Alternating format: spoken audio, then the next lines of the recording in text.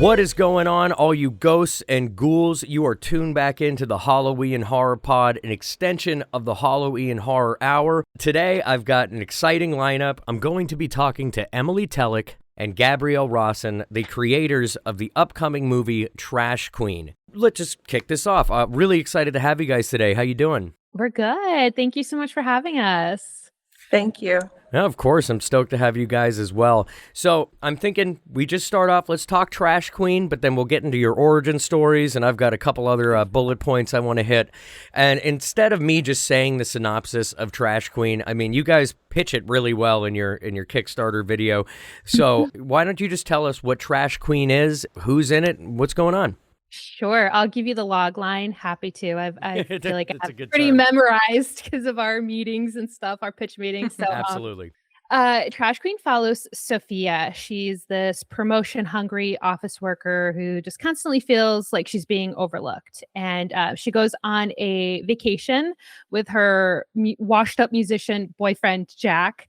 And in the middle of it, she's bitten on the neck by this mysterious man in the woods, and it creates this insatiable hunger inside of Sophia. And then her boyfriend, Jack, is also bitten. He's then abducted, taken to the town dump, and Sophia actually has to go rescue him, defeat the Trash King, and go from this kind of overlooked nobody to this, powerful, badass woman in order to save the man that she loves. Absolutely. That is rock and roll. And so how long have you guys been working on this thing? Oh, gosh. Well, we started... I think Emily brought me the first edition of the story in 2023. Is that right, Emily? 2022 was when I gave you it to direct as a proof of concept, but then brought you in as a writer in 2023. Well, the proof of concept was the trailer that we made, right? Is that what you're talking about? Yeah. Like we started working on it in 2022. Is there a trailer for the movie available, or is it just that and that's not available to the public? Because I am excited to see this thing. Yeah, there is a proof of concept, but the story has changed so much that we are not releasing it. So only the people who worked on it and a handful of people who've seen it will get to see it. Fair enough. So you have it set in Washington, which is where the Halloween Horror Show is based out of, even though I'm talking to you from Alaska. And you mentioned in one of the videos I saw that it's inspired by like Washington's love of the weird and cryptids. Can you talk about how that comes into play? Yeah, actually, Emily and we worked on the script for so long that during the course of writing the script, we both moved cross country. So we met in Massachusetts, and I moved to Seattle, and she ended up moving to LA. And when I got here, I said, Emily, this movie, it belongs here. Like, we have to shoot this movie here because, it is essentially an isolation movie about a couple in the woods. So, and there's lots of woods here. So that was kind of like the first thing was like, okay, we're definitely going to film it here. And then I said, Emily, Bigfoot is like a big thing here, and there's alien lore. And then it so happened that the location that we got is in Index, which is apparently like the Bigfoot capital. It's actually where they shot Harry and the Hendersons. Oh, wow. So I haven't thought about that movie in years. Yeah, and we took it as a sign. We were like, okay, we're on the right track. The film gods want this to happen because of all the potential locations in Washington. We ended up in the town where Bigfoot's a thing. So we had already added Bigfoot, and then we really dived into the local aspect in terms of we knew that there was a sci-fi element, but we had this sort of ambiguous alien aspect, and we decided to really ground it to Washington specifically. And we were able to do that because there's some amazing alien crash landing lore here. So it was just it almost wrote itself. It was meant to be. That's awesome. Yeah, Emily, what's your perspective on the whole Washington weirdness and cryptids thing? I actually had no idea until Gabby brought it up that there was, especially with Index, that Bigfoot sightings and all of that, and the crash landings that we refer to in our script that actually happened in Washington. So I had no idea because I lived on the East Coast my whole life, and I hadn't even been to the West Coast until last year. So I thought it was great because it just kept adding more elements to our script that wasn't there previously. So like I said before, it kind of felt like it was meant to be. Did you go on like some interesting tours or anything like that? How did you conduct your research that got you so fired up? I mean, Gabby. most of the, I would say most of the research was online, but I should probably also say, like, I grew up in Washington. I grew up in Seattle from the ages of like 15 to 32. And so I was here like 17 years before I went back east, and then now I'm back. But, I grew up, I was late teen, early 20s in the 90s. So I got to watch the X-Files when they were on the air. And, that whole show, it was being shot just north of us in Canada. But, it had a very like Washington feel. And so I've just always known, I mean, we have like the highest per capita serial killers in the world here. So like when it comes to like creepy and like stuff in the woods, like this is just a spooky place. It's a weird place where you could totally see something weird like what happens in our movie happening here. Being in Alaska, which is like 80% nothingness, I'm sure horrifying things are happening in every corner that's being unexplored. True. But we've had plenty of killers ourselves. But what I think is weird is that, as far as I know, we really don't have any like Alaskan cryptids. I mean, I'm sure they do in the like Native American lore that I'm not familiar with. But as far as I know, we don't have like our own Bigfoot, and we don't have any alien stuff. And it's strange because like the only thing we get is people talking about that 40 Days of Night movie, and that's not even like cryptid lore. That's just a movie. Yes. So I don't know. I've always thought that was strange, and I kind of envied Washington for that. And while we're at it, so where are you guys calling me from right now? LA. I'm in Hollywood. Fancy. I just moved here in September. Well, very Yep, cool. and I'm in Seattle. Oh, and Yep. you're in Seattle. Excellent. When I was doing some of my research, it seems like New England is a big part of things. Were you guys originally from there? Mm-hmm. Yeah, I was born in Connecticut, and then I moved to Mass when I was a teen and lived there until last year. So most of my life. Yeah, and I would, like I said, I left, let's see, I went from Seattle to Massachusetts in like 2012 or something like that, and spent 13 years there. And that is where I got my start in film. So I'll forever be grateful to the East Coast for that, and still have a lot of friends and a huge film community out there, and started a film festival for women out there that I go back to every year. So, I mean, it's a second home, but this is also home because this was the first home. So I'm very happy to be back. Mm-hmm. My grandparents lived in Rhode Island most of their lives, and we'd visit them all the time and take trips through Connecticut and all that surrounding area. I spent a little time in Boston. I saw Metallica there, and it was a good time. Yeah. But other than that, I think it's cool that we're all over the country. But Yeah. We are.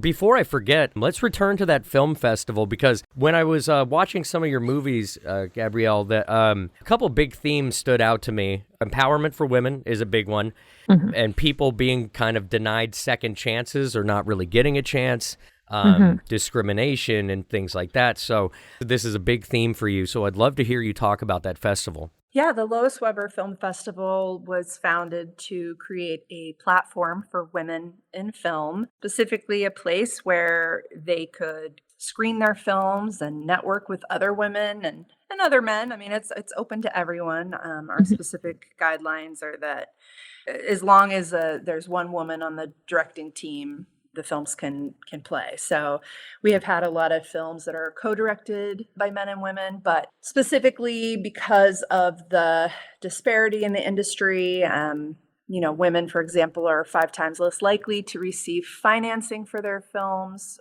and they're almost never acknowledged among their peers when it comes to the larger award ceremonies. So we wanted to create a special day where they could be rewarded for their hard work and screen their stuff without feeling like their stuff's being called chick flicks, you know. Yeah. So it's been great. It's been really fun. I was curious if you could talk to me about Lois Weber. I was Yeah. unfamiliar completely until I heard about your festival, and I haven't had the chance to go back and look at any of her work. I mean, for just a good introduction to her work, I highly suggest her short film called Suspense. So Lois Weber started making films pretty much at the birth of the industry. I mean, she entered just a few years after things got started. She entered in about 1908, and by 1917, she was the highest paid director, man or woman. She is the first American woman to open her own production studio. She's the first American woman to make a feature film. She's the first director, period, to use full frontal nudity in a film. Wow. So she did a lot of firsts, and she experimented with sound and color, and she was really ahead of her time. She sort of invented narrative filmmaking, and people often attribute that to her contemporaries like D.W. Griffith and Charlie Chaplin and Buster Keaton. And unfortunately, she kind of got written out of history. So when I found out about her, Yeah, this is crazy to me, but she sounds incredible.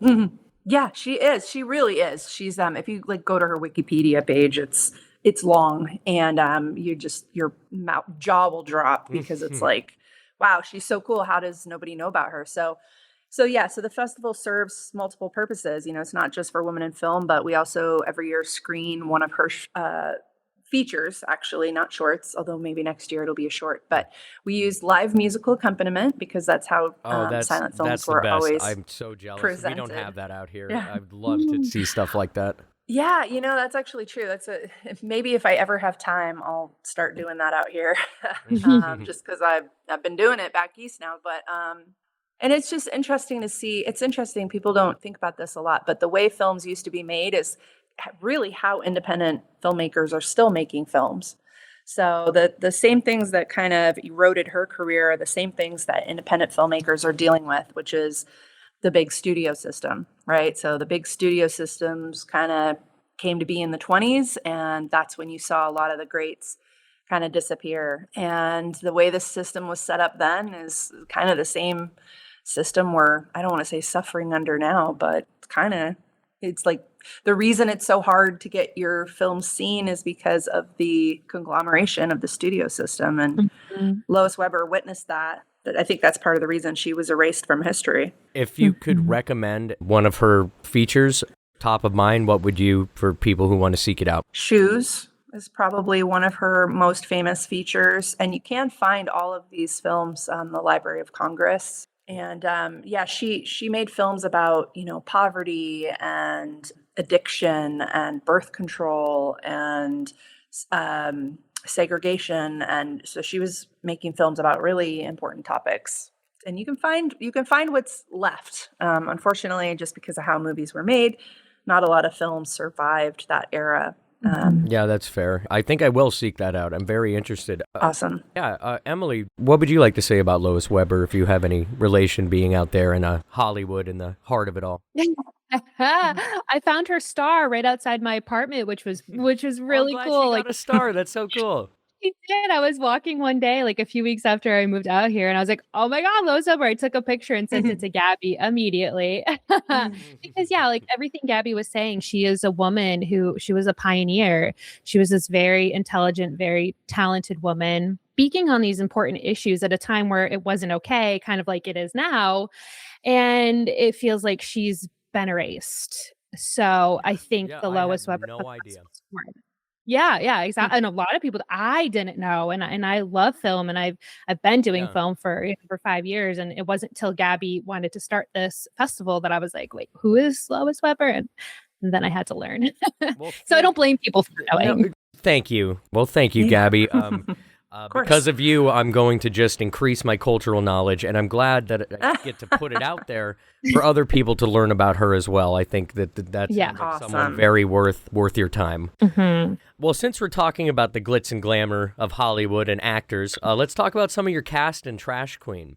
So who plays your main character? Let's just go through the cast. I have it in front of me, but I just want you guys to tell me. So Sophia is being played by me. I'm very excited. Congrats. Thank you. Yeah, she's a character that means a lot to me. Obviously, Gabby and I wrote her, so I'm excited to embody her, I guess, bring her to life. Hopefully people love her. And then playing across from me as Jack, her Sophia's boyfriend, is Jonathan Stoddard. He was just recently in the Roaring Games with Mickey Rourke. I'm getting that correct, right, Gabby? You actually worked with him. Gabby can tell you she's had great experience working on set with Jonathan. Yeah, he's great. Well, excellent. Yeah. I'm sure we can't reveal who's your trash king at this time. Not yet. Not We're yet. still in the works. We Right. hopefully are getting close to landing. This particular role, the Trash King, we need a very particular kind of actor. We want a very particular kind of look. And so, we've really taken our time trying to get the perfect actor for him. I'm not saying anything, but I kind of got a hint when I took a guess and a swing, and I know who you have in mind, and I think that's going to be a lot of fun. Fingers crossed. Fingers crossed. We'll see how it For goes. sure. And then we have Lynn Lowry. She is a wonderful scream queen. She was in Shivers. And she was also in, oh my gosh, another movie. I'm totally George Romero's The Crazies. Thank you, The Crazies. I love that one. Wow. Yeah, I forgot about that one. She's so sweet. We're so excited to have her in the cast. I mean, this as a lifelong horror movie fan myself, working alongside a legend, it's like, oh my God, dream come true for sure. And then we also have Kevin Kepi coming in, and he played the creature in Smile, which is really exciting. He's also been in really cool. Yeah. And he's perfect. Like once we saw a headshot for this particular character, Gabby and I were both like, oh my God, say no more. God, We need he's him. really tall. That'd be a dream He's super role. tall. Yeah, he's like 6'6" or something. 6'6" or something. Yeah. Well, Yeah. I'm glad he went into acting and not basketball. Exactly. So, and oh God. No, please. The last person that I just want to shout out is Maddie Cardropple, which I Googled it, and Google said that's how I say his last name, but if I mispronounced it, I'm very sorry. He was actually in Stranger Things, and he's got a really good social media following. He does like a lot of funny sketches. He was also in the Lemony Snicket's TV series. Oh, wow. So cool. Super excited to have him as well. You just know he's going to nail the role. Congrats on your cast, getting them on there. Thank How you. exciting. Another thing you mentioned is that the movie is filled with a lot of, and I believe the quote is fun gore. So I'm wondering, who's your gore guy? Is it a union deal, or do you know somebody? It's Caitlin Leverly. She actually just worked on the art department. The makeup department for Obsession. Oh, wow. And I really want to see that. Great she movie. is perfectly suited to be our department head for this movie, for not just makeup, but also the gore. She specializes in wigs and wounds, and that's the kind of gore we have in this film. You know, we have characters whose hair is falling out and their bodies are sort of degrading. I don't want to give away too many spoilers, but I'm so stoked for this movie. It sounds so fun. Thank you. So we're really excited to work with her. And then we're also working with Max Goldberg, who's our director of photography. And if you saw the new Gibson commercial, he just directed that, was the director of photography for that. So cool. He does a lot of commercial work, but it is like incredibly beautiful. And that's what we want for this film. Like, we feel like it's a really absurd story, and it's very much comedy and horror.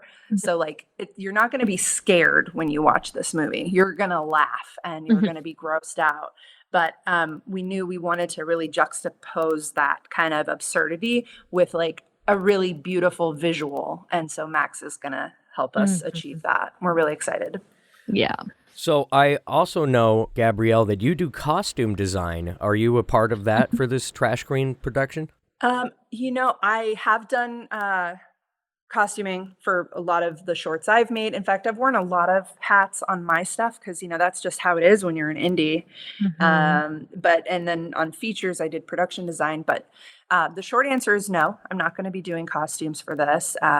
It's going to be a big task. And so we've actually tapped Juliet to tell this will be her first feature, but she's Mhm. worked on a lot of my shorts, and she loves fashion and she loves history, and Mhm. she's also obsessed with the 90s, and we're sort of going with like a 90s aesthetic because this film is placed in Washington and Seattle and Index. We're kind of going for that like 90s grunge costume vibe. Yeah. Hell So just yeah. the timing it's the perfect match for her because she's a little on the young side, and that's like their aesthetic right now. If you're in Mhm. your 20s right now, you're really tapped into that aesthetic. So she's going Yeah. to do a great job. Well, having worked in theater, I know that I'd be frustrated if I weren't brought up in this. So let's just talk about the whole gang. Who's working on your sets? So we actually just tapped Kelby, very good friend of mine that I've known for years. Kelby Smith. He owns a landscaping and construction business, and so he's the perfect person to help us build our sets.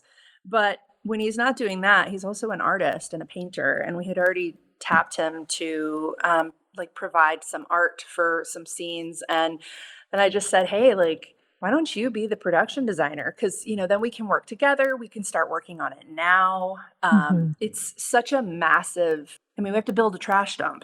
Yeah. So, and then, we also have a couple other pretty complex things. We want to try to build a spaceship. So, Don't it's we going to all?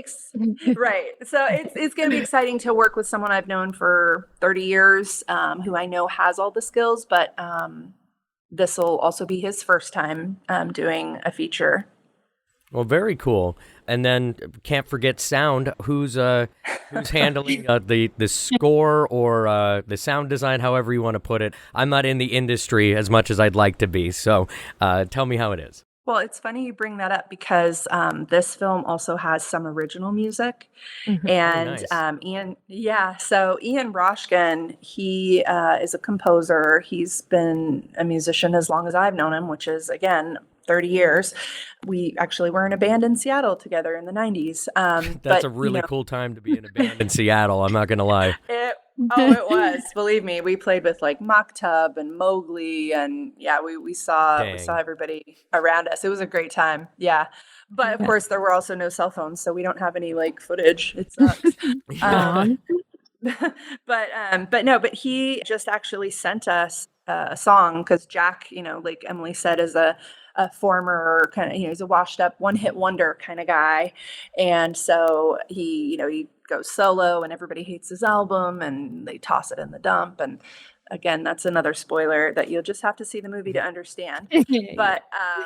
But he has an original song in this film. So Ian Roshkin is composing that, and he's also doing the score. And then Emily might want to speak a little bit about sound In recording. terms of sound, like on set, we have one half of our sound department will be my partner Kyle Seeley. He's been doing sound for over 3 years now, so we're definitely going to tap him to help, be boom operator. He's incredibly talented and he works really hard. So I have no doubt that he's going to do a great job. And I'm not being biased. I just know he's going to do a great job because he's worked on my shorts and Yeah. my little comedy sketches.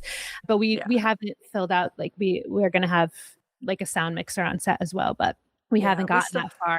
We still have a lot of roles Yeah. to fill. But, again, Yeah. when you're trying to get financing, it's like you can't really get people too excited until Should you we do a quick shout can. out to where people The can money. help you finance this?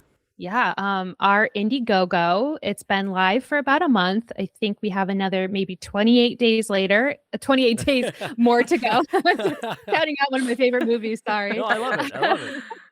Love it. So if you go to our Indiegogo Trash Queen feature film, that is where you can make a pledge. You can either pick out a reward. We have like a lot of fun rewards that you can choose from, or you can make your own customized amount as well. But also, if you go to our Instagram, or our Facebook, we have a direct link to our Indiegogo campaign from there. I would say if you're already a member of our Patreon, just go ahead and cancel that and go give your money to Trash Queen.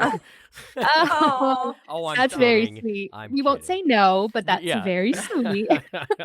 no, we really could use the support. It's super Yeah. scary because Indiegogo changed its platform to all or nothing Yeah. kind of quietly in October, and a lot of people don't know that. And Yeah. we set up our whole thing before realizing it ourselves, and it's such a complex thing to set up. We didn't Yep. really want to like start over on a different platform, but it's all or nothing, and we're just almost a halfway to goal with, Mhm. like Oh, Emily congrats. said, about a month left. So Yep. we really have to push hard Hustle. over the next month. Yeah. So if anybody is listening and they want to bring this crazy story to life, join us and become part of our trash tribe. Yes. Ooh, Yes. love it.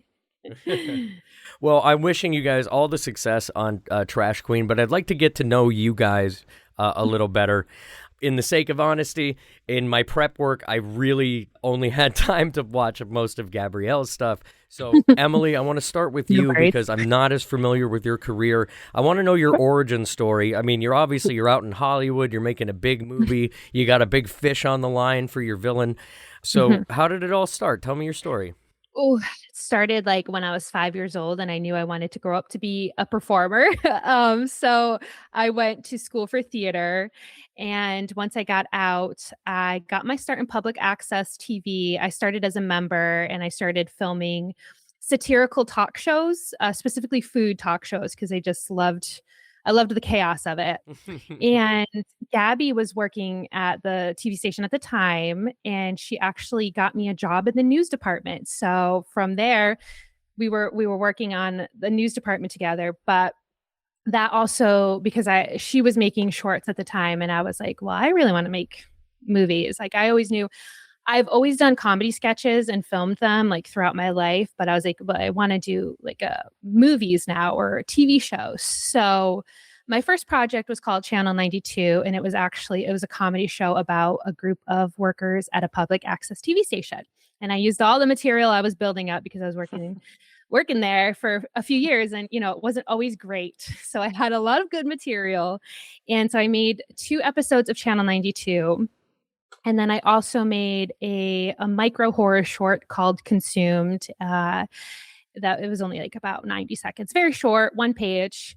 And then aside from doing short films, I've been a comedian. I've been doing improv for probably almost 15 years now. That's my huge passion in life. And that's actually a big reason why I've I'm always wanted to try that. I've never had the You opportunity. have to.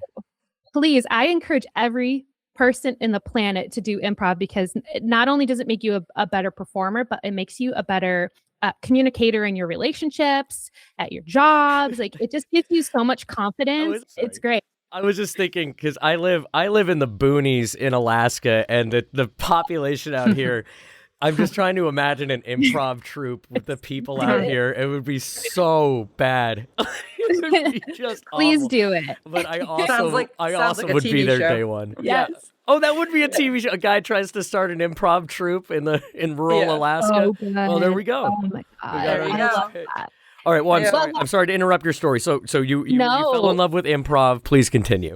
Yeah, no, and kind of speaking on that, what I love about improv is, yeah, you don't have to be a performer to do it. Like, I obviously want it as a career path, but some of my favorite groups that I've performed with are people that are just doing it as a hobby, as a way to get out. Like maybe a mom who wants to have her own plans at night, or older person who's never done anything like this before. So I always encourage people, like, just do it. You're going to have so much fun, and it's scary. I still get scared. I still get stage fright when I have to perform, but it's the most fun you're ever going to have. So definitely encourage that. And it would be even funnier if it's in the middle of nowhere with 3 or 4 people. I'm not lying. I think we really did just come up with a great idea.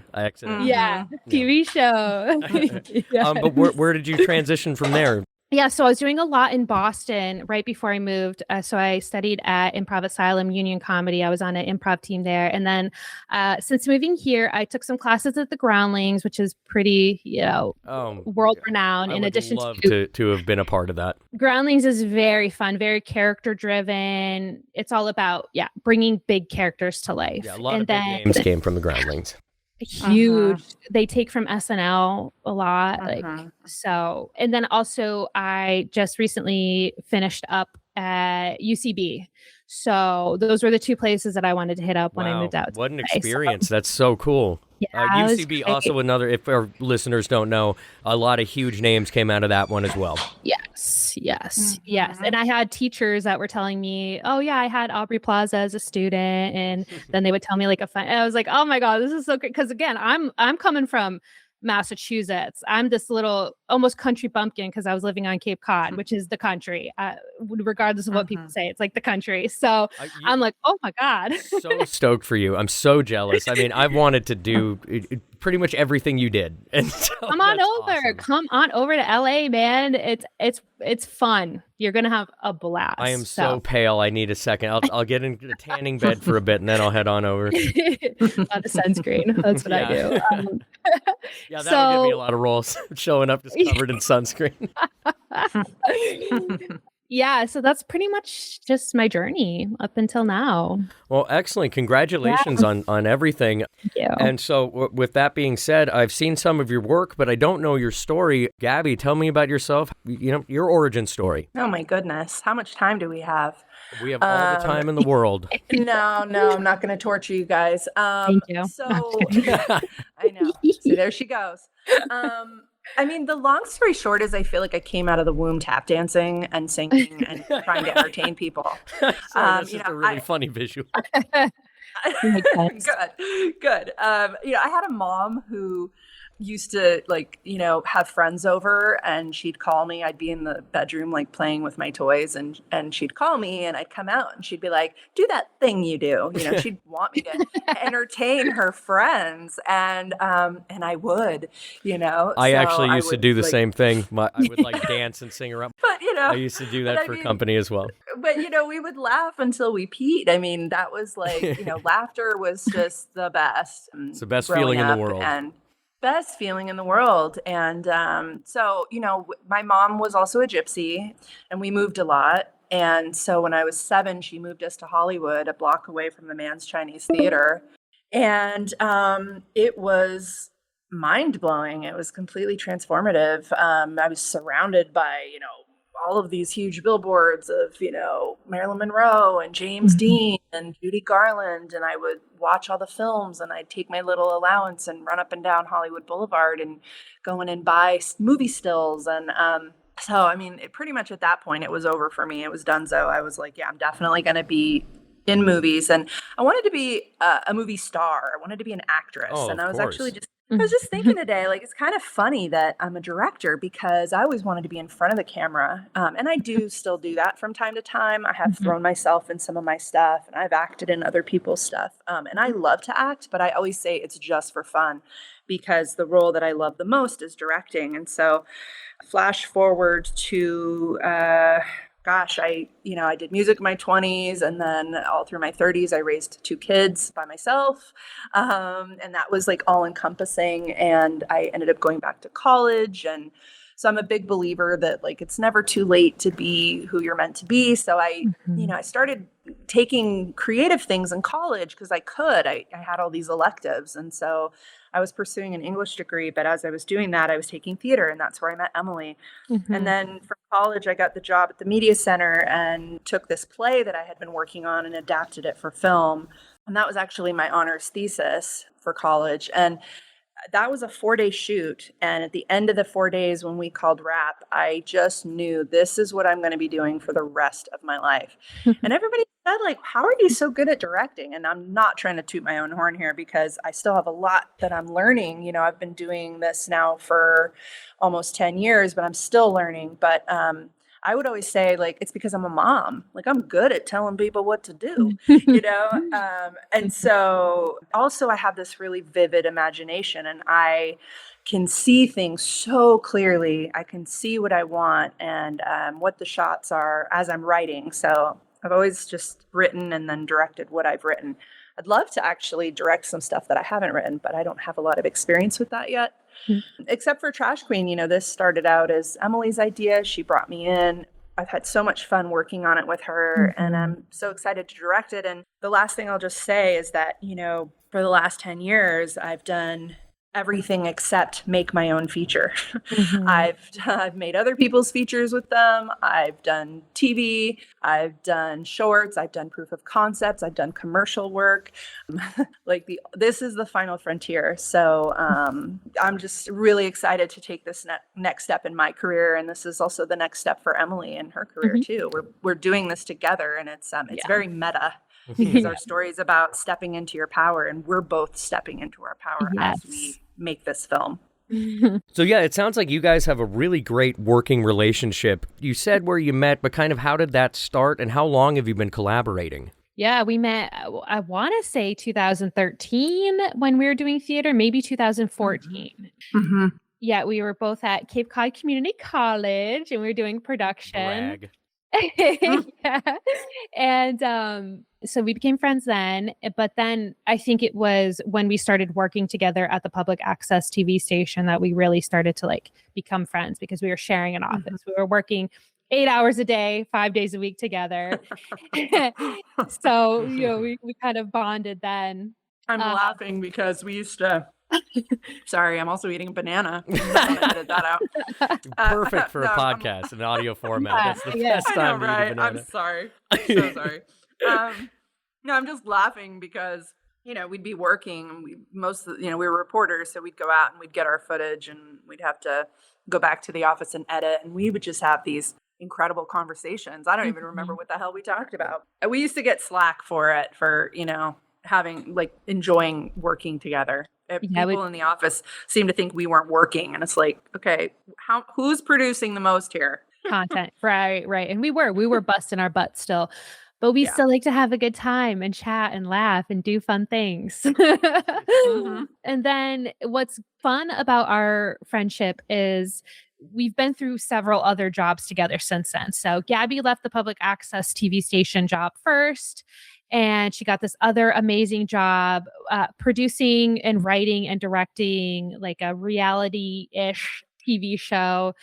And then she brought me on the project. And so we traveled all across the United States filming this for probably a half a year, maybe almost a full year. And that was really awesome. Another bonding opportunity. But then in between all of these other jobs that we worked together, we were working on each other's work. So Channel 92 that I was doing, she was my AD and my producer. Then she was also acting in the second episode, and I was helping her out being, AD or extra background, extra work. I actually did audio for one of her short films, which is crazy now. I'm like, I don't know why you ever trusted me to do that. I don't know what I'm doing.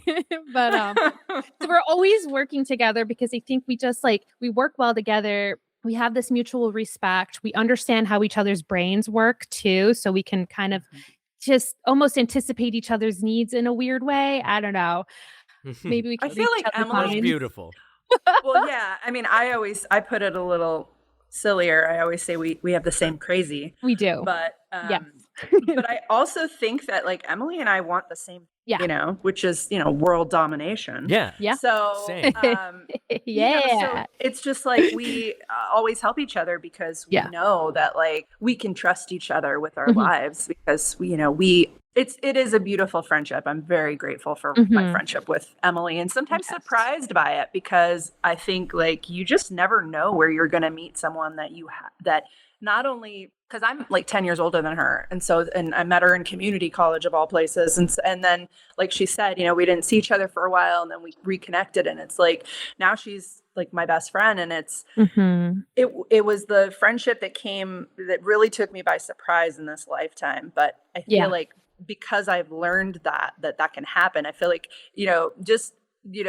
keep an open mind, because you just never know who you're going to meet and really connect with, and like Yeah. how you're going to help that person and they're going to help you. Like, I think Yeah. because of our friendship, we've both continued to just elevate our careers and get closer and closer to our goals and our dreams in life. And I would definitely not recommend like trying to make a feature alone. I think the fact that, we're doing this together is like why it's even I would have no possible. idea how to do that alone. I mean, I haven't had the experience you guys have, but I feel like, I'm in this position because I met Ian Talent, the Ian of Halloween. We just met randomly, and I've had this desire to be in this business, but I've never had any way to like leave Alaska to do it. He gave me this opportunity to play the character Discount Dracula on his show, and which was just so fun to do, because I came from Kodiak Island, like the middle of nowhere, and go from there and then like be on an actual set getting the makeup done. And like, yeah, I was 35 when it happened, but it was still an experience I've always wanted. And I think that is so cool for you guys. And I also think what you said about your friendship was so beautiful. I was almost moved to tears. And I think you're going to be really happy that you have that recorded and put out into the world to listen back to. Because that's just wonderful. And I'm so happy for you guys. Thank you. Thank you.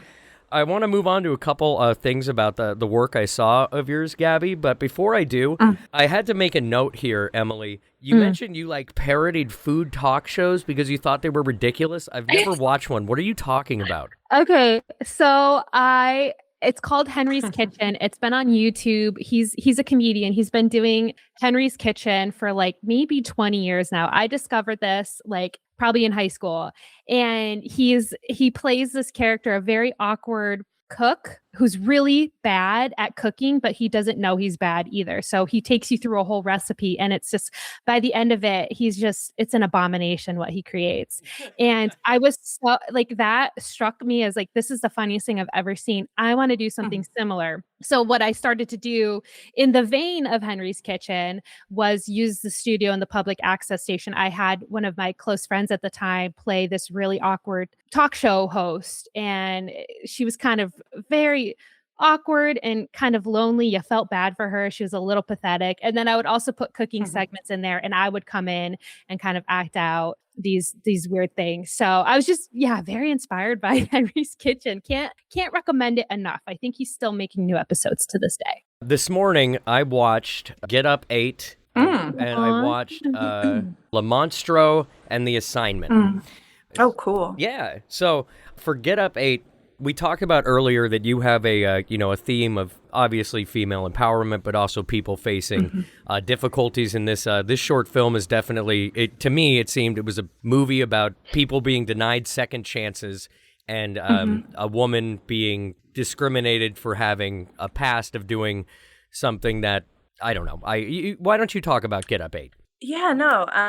Well, thanks for bringing that one up, because that's actually my first film. That's the one that took 4 days to film, and it was my honors thesis. And the thesis was, can film be used to start conversations about addiction and recovery? And it screened in a couple cool spots where it did just that. And so I think it did prove its point that the film medium can talk about pretty important topics. And for me, that film is deeply personal because it's semi-autobiographical.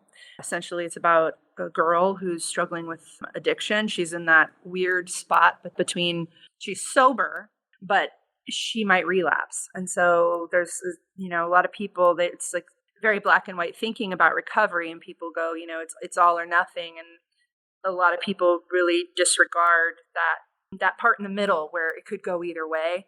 And so we sort of explore like what those hurdles are in that weird gray area where it's like trying to get a job and like trying to get custody of your kids back. Like, how do you rebuild your life when people just don't see you the same way, right? And how do you find that inner strength to like push forward? And so that's why it's called Get Up 8, based on that proverb, fall down 7 times, get up 8. It's just sort of about never giving up. And that has been a very personal theme in my life. And also, like my dad died of a heroin overdose when I was 10. It had a really negative impact on me and definitely contributed to my own issues with addiction. I actually just celebrated 20 years off of my drug of choice this month. Hey, congratulations. Yes, Thank you yay. so much. So that film was just deeply personal. The theme throughout all of my films is like human behavior. There's got to be like a psychological element to the story, and I just like to think about choices, right? Like, how do we treat each other, and what choices do we make, and how those things intersect. By the way, every film that I'm going to mention you can see on YouTube. Thank you so much for that. And I really enjoyed going on this exploration, and I'm going to continue it. I just also wanted to say I also lost my father when I was very young, and I'm so sorry you went through that. Oh, yeah, I'm sorry you understand the pain. It's super challenging. Yeah. Well, I didn't even 'Cause- get to know him. He died on my first birthday. Oh, my gosh. goodness. It's okay. I didn't mean to drag everyone down here. No, Sorry about no, that. no, He was a crab fisherman. He was a good man. Oh as I my know. goodness, such a dangerous job. Yep, exactly. Yeah. It- Sorry for your loss. Oh, well, thank you. And I'm so sorry for yours. Let's pick the mood back up, but let's talk about Le Monstro. Let's pivot. Because Well, I want to talk to you about your love of classic movies. So I've been on an exploration. We're going to have an episode on the franchise Cape Fear that comes out soon. Ooh. And then I'm going to host, and I've been on this big exploration. So I've been, reading books from the 50s, and or reading a book from the 50s, and then I watched the movie from the 60s, and that sent me down on this path of watching these old, beautiful black and white movies, and watch Key Largo, and it's just been awesome. I feel like, with Le Monstro, I want you to tell me about that story and that character, but I'd also like to hear about your relationship with classic cinema. Let's see. I don't even know where to start. And again, I can get long-winded, and I don't want to do that to you. I've studied film history. Emily can just shout stuff every now and then, break it up. Make Yeah. Yeah. There we go. No, I'll be brief. I did You're fine. study the history of film recently. Obviously, diving into Lois Weber gave me a real deep dive.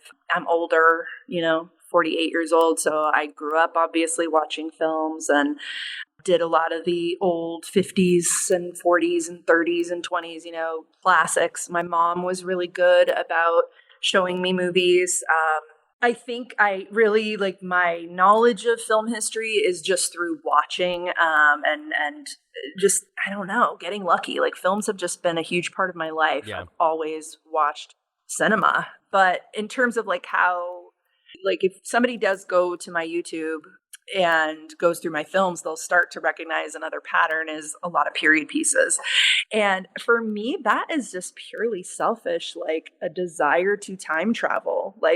I just like to explore other eras. To me, reality now is so boring. Everything, people dress in such a boring way, and everything is cookie cutter boxes, cars look ugly. I'm really drawn to older aesthetics, and film is escape for me. This is a whole other topic, but when it comes to horror, I'm sort of new to the more serious horror. I'm not new to horror comedy. I grew up on Leprechaun and People Under the Stairs, and things that were funny but scary, I have always resonated with. But true horror, I never could really stomach because, well, my life has been kind of traumatic, and for me, film was complete escape. I don't want to be in reality. So when I approach my films, I'm also doing that. I'm escaping into this other world, and hopefully other people will too. Emily, do you have a relationship with classic cinema before we move on to the next title? No, actually, I think that's where me and Gabby are very different. She loves all, and not to say I don't like those movies, but I was never drawn to them. I can appreciate them and for the art that they are, but I grew up on horror movies and I consume primarily horror movies pretty much every day. Yeah. So yeah, but again, I still love, you can see in Gabby's films her appreciation for those older films, which I love because it's so different from me that I'm oh my God, I that's amazing that you even thought that up, you know? So I did have a question for you, Gabby. Mhm. When you go to your YouTube, your movies are broken up into, I guess 4 categories, is from what I could tell, but I can figure out what coming soon means. I'm at least Yeah. that smart. The other ones you have are the Dirty Dozen, the Second Coming, and B-sides, but then the movies inside of each of those are all quite different. So what's going on with these names, starting with the Dirty Dozen?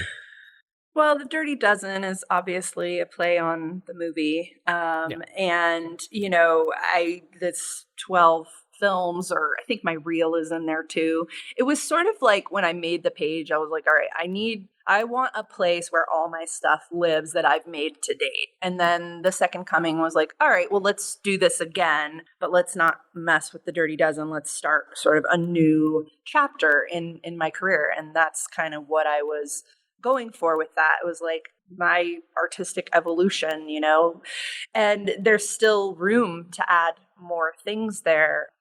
Because, I'd like to have like 10 to 12 things in each bucket. And then B-sides is a fun little category for everything that doesn't quite fit in like the short film category. So I actually have some original music in there, and I can't even remember what else. Oh, like proof of concept, things like that. Things I've done with other people, things that I wanted to do that never got finished, things like that. Right. So I was just trying to be cheeky with the titles, In these collections, are there any collaborations with both of you? I think so. I feel like Trash Queen's the first like 50-50 collab between the two of us. Because cool. like I've said before, I'll work on her sets. She works on my sets. But this is the first, like, we're sharing this baby together. Well, I guess because I watched Le Monstre, I need to ask, so why is the other collection called The Second Coming? Well, now you're making me pull it up. I just didn't remember. New shorts, new era, same filmmaker. When you start establishing a body of work, it's hard to keep track of it all. I understand. So each thing is like, the Dirty Dozen is like films 2019 to 2023, and then the Second Coming 2024 to 2028. So as you can see, I'm future tripping there. And there's only 4 videos in there, and that might be all we ever get for the Second Coming. And it's interesting. I've got, movie posters for all of these films, and they're on my wall, and I look at them every day, and I'm just so grateful that I got a chance to make a bunch of short films and really like practice, and hone this craft of writing and directing. But I'm really looking ahead to Trash Queen. This is the big transformative This is the big one. This is the big transformative art collab that, to be perfectly honest, I'd like to never make another short ever again, as bad as that might sound. Because as fun as they are, it's the same amount of effort. Sometimes it's almost the same amount of money. I've spent almost 30 grand on a short before, not my personal money. I mean, I fundraised that with amazing people, but it's sort of like, I think you get to this place in your career where it's like, make something that you can distribute, because shorts really don't have a clear, other than YouTube or a film festival, they don't really have a clear path to eyeballs. And that's, we are making a visual medium. And so for me, it was just like, how many years am I going to keep doing the same thing? It's time to evolve. It's time to make a feature and continue making features from here on out. So we'll see how it goes. Hopefully it's not my last feature. Hopefully it's not the first and last. I forgot to tell you, you were fantastic in Le Monstre. Forgot to tell you. Sorry. Yes. Oh, that's okay. Yeah, actually, I did the music with Ian Roshkin on that, and I realized I didn't tell you anything about that. I'll just say briefly. The Monstro is based on the Victorian ape woman, Julia Pastrana, who basically is considered like one of the first known circus freaks. We should say that your character is a bearded woman. Right. She grew hair all over her body, and scientists at the time, I mean, this is the 1850s, they accused her mother of mating with an ape, and but she was toured, and she was sort of exploited. And then I think the real travesty with her is that she married the manager. And I think, I don't know. I've talked to some historians. I don't really know if she loved him, but it's pretty clear he didn't really love her. But after she died, as a result of having their child, who also died, her manager / husband / handler had her body and the baby's body entombed or like mummified, or like he did some weird taxidermy thing to their body and toured them for money. And then he married another woman just like her with the same condition. So he either had a fetish or he just was really into exploiting a certain type of woman. But she was born in Mexico, and some really awesome people finally got her body out of storage. She'd been like in storage somewhere, and they gave her a proper burial. So, making that one was just, for me, I relate to being a woman and being exploited and not really knowing sometimes why people are with you. Is it just for what they can get? Is it for love or not? And so it was very therapeutic to play that part. And yeah, I did sing it. And that was my question. Was that actually your voice singing? Because it's fantastic. Thank you. Yeah, I mean, I'm not an opera singer, and I have so much respect for people who do it.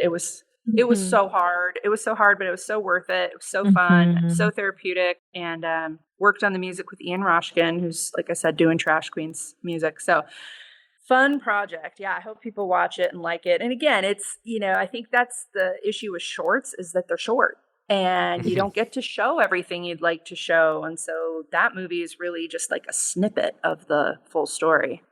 Well, excellent. This has been an incredible conversation, guys, and I really am stoked for you about Trash Queen. I want to make sure that people know where to find you and everything. So, Emily, where can people find you and all that jazz? Yeah, so people can find me. I really only have Instagram, Emily Tulloch, and also we have the Trash Queen feature film Instagram that you can find us, and also Facebook, Trash Queen feature film. So that's where you can find me. Gabby, please. Yeah, no, that's first name, last name, Gabrielle Rawson on Instagram. And I hope everyone will go follow Trash Queen feature film on Instagram as well.